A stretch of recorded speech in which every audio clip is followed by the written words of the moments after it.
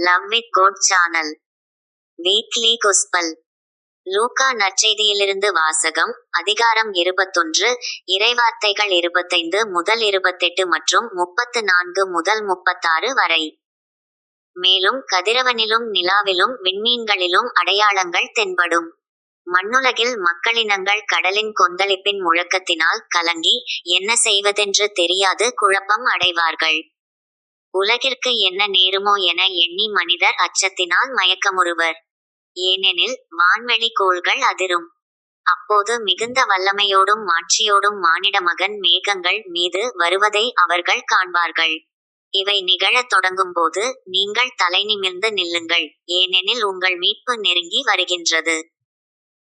மேலும் இயேசு, உங்கள் உள்ளங்கள் குடிவெறி களியாட்டத்தாலும் இவ்வுலக வாழ்க்கைக்குரிய கவலையினாலும் மந்தம் அடையாதவாறும் அந்நாள் திடீரென வந்து ஒரு கண்ணியைப் போல் உங்களைச் சிக்க வைக்காதவாறும் எச்சரிக்கையாய் இருங்கள்.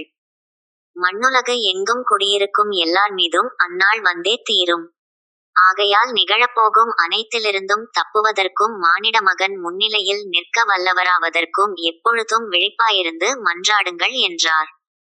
இது ஆண்டவர் வழங்கும் அருள்வாக்கு. இறைவா, உமக்கு நன்றி.